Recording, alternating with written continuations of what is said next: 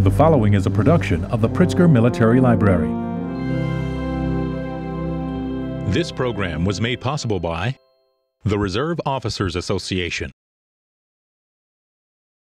Join retired U.S. Marine Corps Major General Andrew Davis, Executive Director of the Reserve Officers Association of the United States, and his distinguished panel as they discuss the important role of the Reserves and National Guard in the 21st century.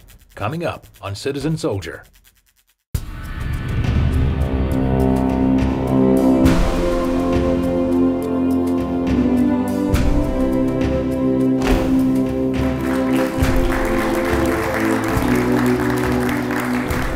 Welcome to the Pritzker Military Library's Citizen Soldier, produced in partnership with the Reserve Officers Association. I'm Andrew Davis. Our conversation today focuses on the Reserve and the National Guard. Since the very beginning of the American Republic, the citizen soldier has been a crucial part of the nation's defense. In 1784, Reverend Samuel McClintock described the fledgling nation's fighting forces as men who had been nurtured in the bosom of liberty, voluntarily assembling at the alarm of danger.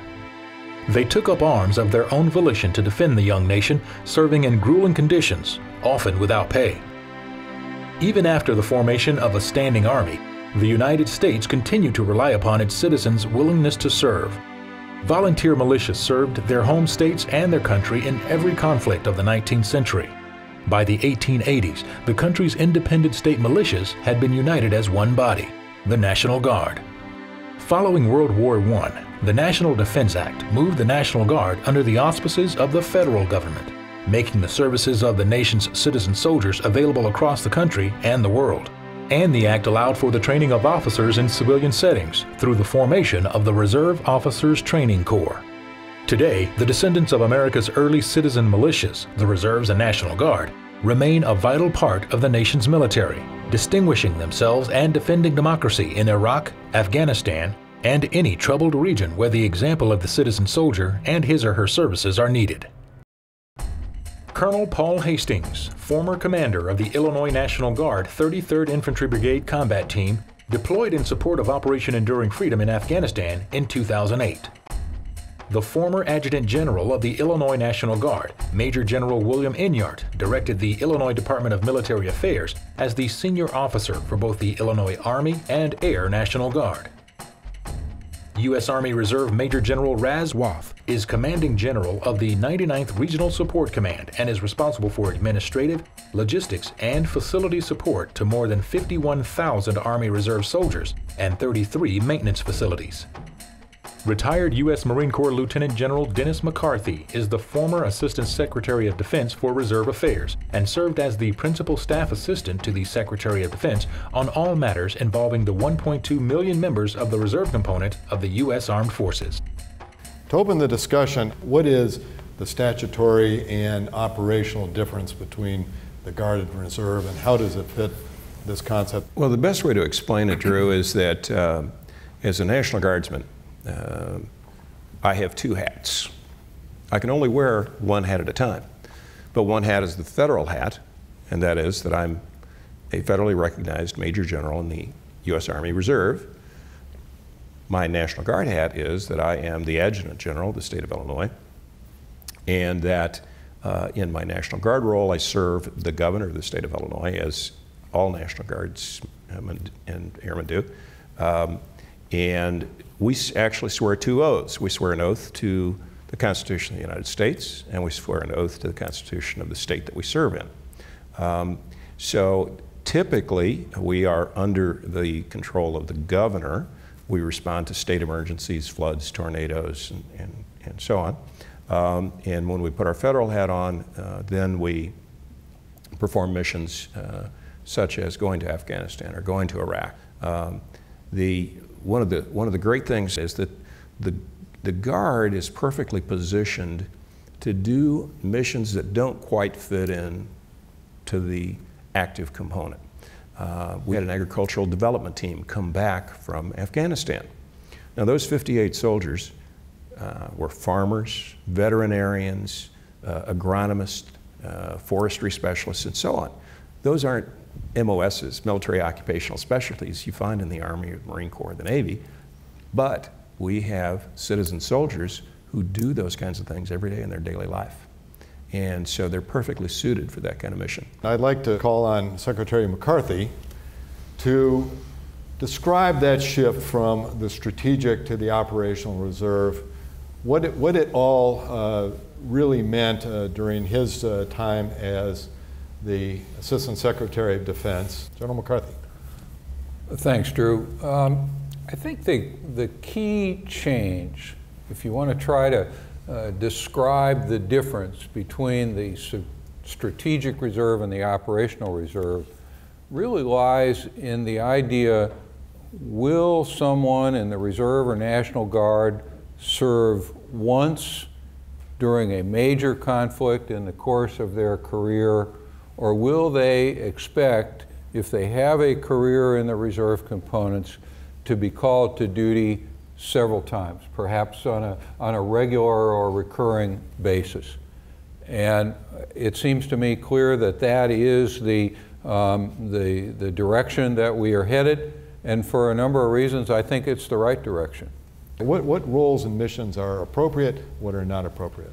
Well, I think that first of all, we have seen that members of the National Guard and Reserve, both serving as individuals and in larger formations, have proven themselves absolutely capable in high-end combat. So I would never take that off the table. These young men and women have shown that they can handle themselves on the battlefield with our nation's enemies.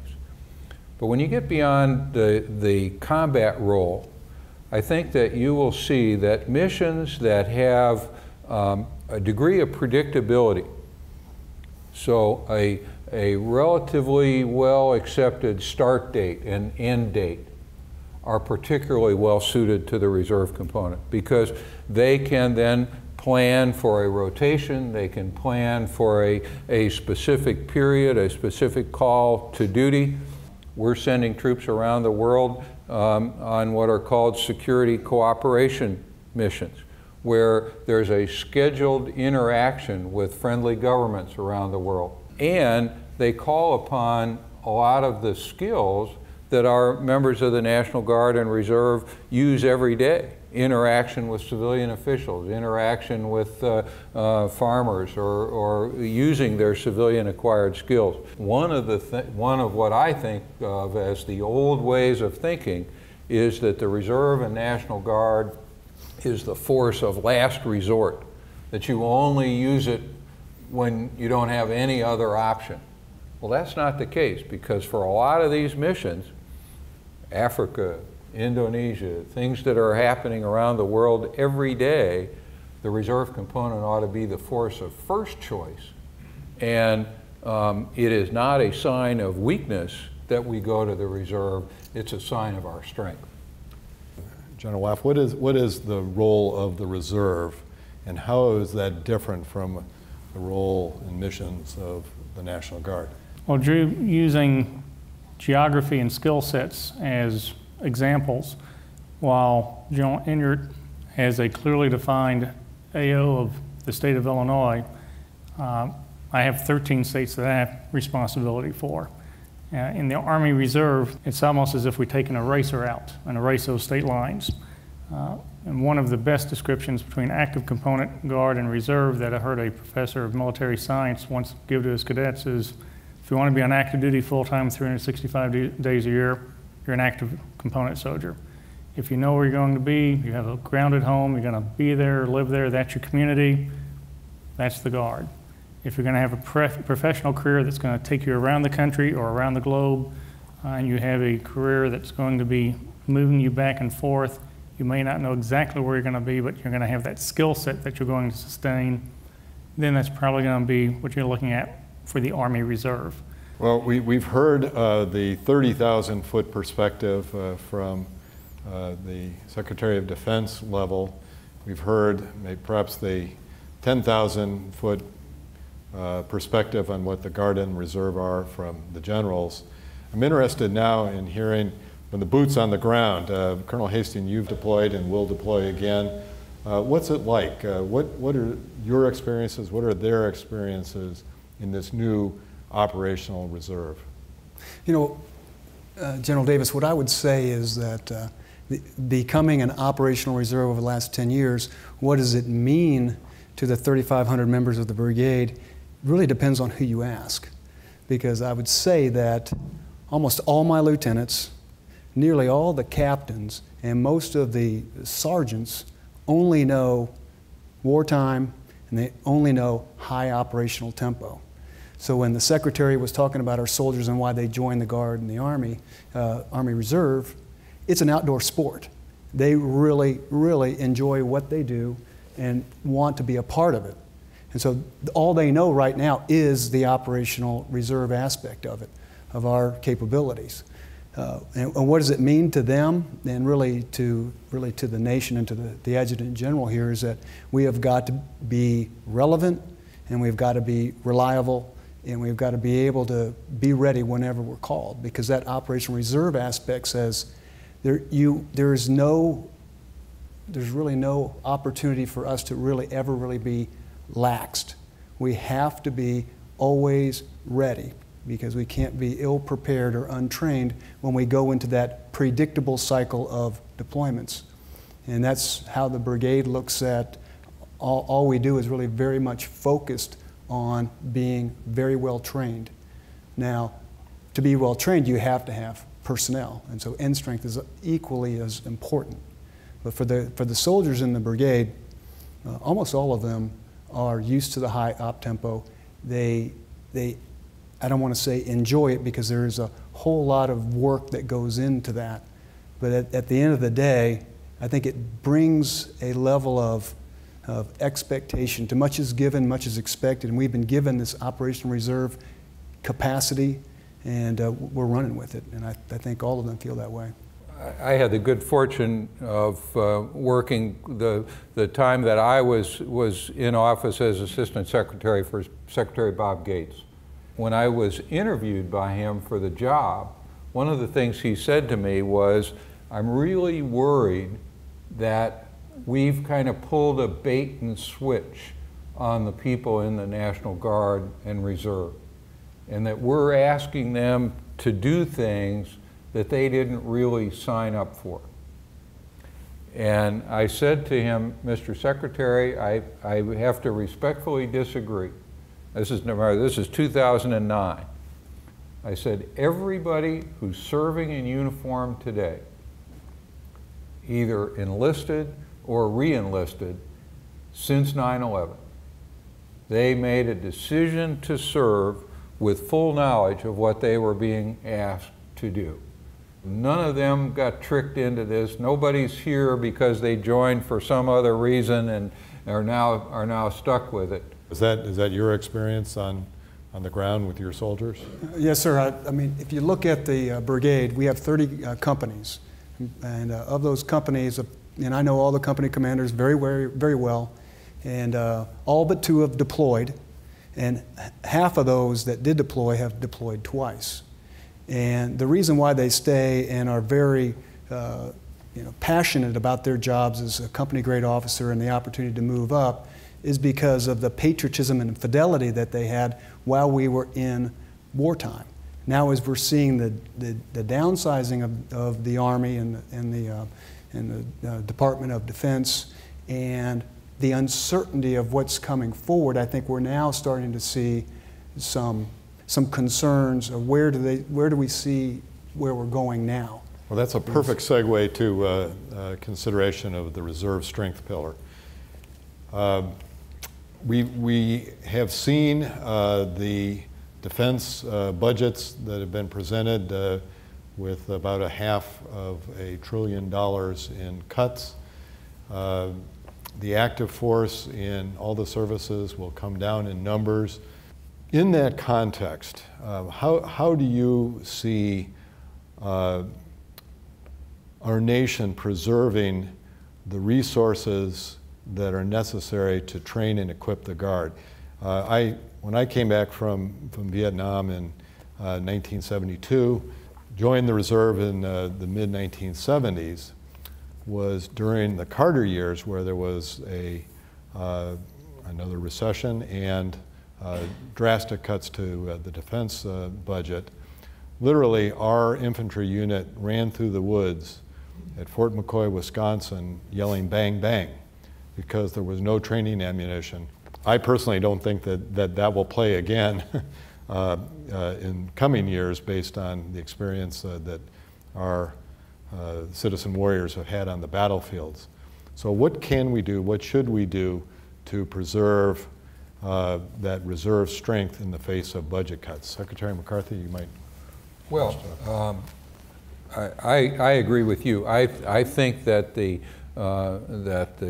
policy of the administration, the policy of the Department of Defense, is to preserve the strength of the reserve component. But that the plan is to take down some of the capability that exists on the active component, but to use the reserve as a risk balancing force that would enable you to reverse those cuts very quickly if it became necessary to do so.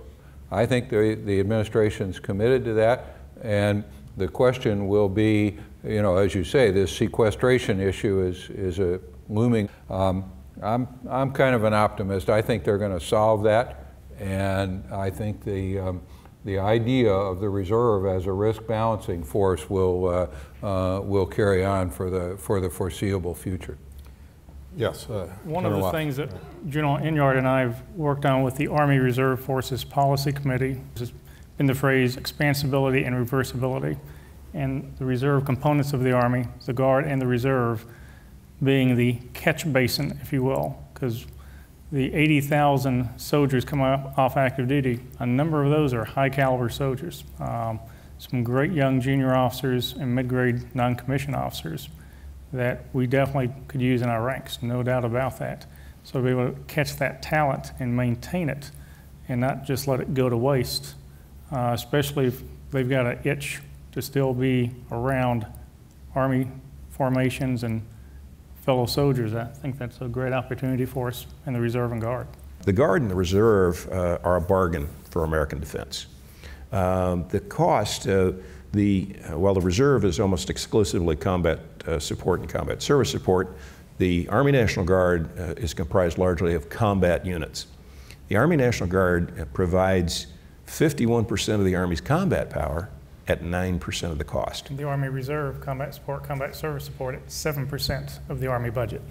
So it's a bargain for America. And it really supports, you know, I like to call it, rather than reversibility or expansibility, a shock absorber. What's different from the reservist, from the active duty soldier, sailor, airman, Marine, is that when they come back from combat, they don't go back into the cocoon or bubble of a base or station. They go home, and home is scattered from Guam to Puerto Rico, which causes a host of issues, health care, employment for that reservist. The Department of Labor statistics suggest that unemployment for veterans is running about the same as national unemployment rate. But for reservists, it's running about 7% higher. Even though the Uniformed Services Employment and Reemployment Act protects the reservist who's coming back, protects his or her job when he or she comes back from combat or mobilization, that first-time employment or looking for a new job is colored by this stealth discrimination, where that employer really is hesitant to hire a reservist who, in this new operational role, the employer knows will be gone 1 year out of every 5. How do we address the employment issue? Secretary McCarthy, you have some thoughts on this. Well, I do, but you know, I think you have to start with the idea, number one, that the employers of our country have been to an extraordinary high percentage magnificent supporters of the men and women in the Guard and Reserve over the last 10 years. But I do think you're right, that there is probably, as we change the way we plan to use members of the Guard and Reserve, as they change the way they plan to serve, the burden on the small employer in particular is ramped up. It'll be considered heresy by some. I think we ought to be ready to re-examine USERRA. You know, USERRA is the Uniformed Services Employment and Reemployment Rights Act. And it's the act that puts the requirement on an employer to protect the job of a mobilized person who goes on active duty. It's the only, as far as I know, the only employment law that doesn't differentiate between the 2 or 3 member mom and pop organization and Walmart of hundreds of thousands of employees. Same requirements for both kinds of employers. And I'm not sure that is sustainable. So I think that we may need to be taking a look at that in the future to avoid putting the burden on the small employer to say, well, I'm not going to hire anybody if this is the requirement you're going to put on me. Our Reserve Officers Association Service Members Law Center is receiving about 800 calls a month from reservists and guardsmen who are somehow feeling abused by employers, by financial institutions, in their receipt of health care. What's your experience, Colonel Hastings, from your soldiers when they return home? Are they getting the health care they need in the towns and suburbs of Illinois? You know, that's a great question. The brigade got back in 2009, late 2009, and we went right into our reset period, which is a year to get reestablished as an organization, get accountability of your people, get accountability of equipment, and really work down 4 major lines of effort from leading, training, maintaining, and caring. And the caring piece of it was a significant line of effort for the brigade and certainly for the state of Illinois, because the brigade really didn't deploy overseas, the state did. And we have always taken that mentality with us, because it's true, because we couldn't do it without the support of our higher headquarters, and especially in the caring line of effort that we had. Now, keep in mind, at 2009, we're in the depths of the recession, really, as far as the housing burst, and people came home, and they not only came home unemployed, but their parents were unemployed. And I would go to the armories and talk to soldiers, and I would ask them, how many of you have jobs? And very few hands would go up. And I would say it was more indicative in southern Illinois, where there was a lot of unemployment, it seemed like, but not just the soldiers, but it was, I think, pervasive throughout just what was going on throughout our country. And so you have that piece of it, and I think things are slowly getting better, as you will, but this recession is going to take some time to get through and to restore, our whole nation's economy. And I think that's tying into the whole reason why we're facing all these cuts that we have at DOD to share the burden of restoring the economy. But the caring side is more so, I think, on the side of health care and soldiers that I still have 9 soldiers on medical hold. We deployed, more than 2 years ago, and there's 9 soldiers still on medical hold, and it takes time to get these soldiers through this process. And we call them up and we touch base with them. But I think that the biggest thing about being able to stay connected with our soldiers and maintaining that trust with them is to make sure that we have that collaborative trust that they know that we're going to do everything we can to take care of them. And frankly, my biggest concern I have is not what we see today, but we could potentially see years from now, because I think there's a lot of new evidence coming out about most soldiers have been exposed to explosions, lots of explosions, and really research is coming out that a lot of this PTSD is not necessarily that. It could be CTE, which is like encephalitis and so forth, that doesn't manifest for years from now. into midlife. So I'm not sure we've seen everything, and I don't think we should ever relent on making sure that we keep our trust with our soldiers to say and airmen and everybody else that has served our country so well, to make sure that we stay on that health care front. And that to me was the two biggest things. And obviously in our carrying line of effort for the brigade and for the state was our Gold Star families. Because we have 18 Gold Star families within our brigade, and we're maintaining trust there as well on that line of effort. But at the end of the day, I believe it's all about genuine concern for your soldiers, because then when we need them, they're going to be there because they know that we're going to take care of them.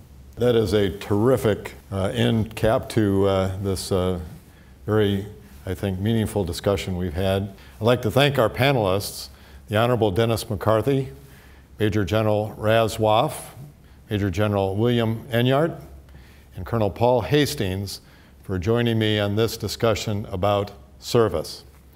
On behalf of Pritzker Military Library and the Reserve Officers Association, I'm Andrew Davis. Thank you for watching.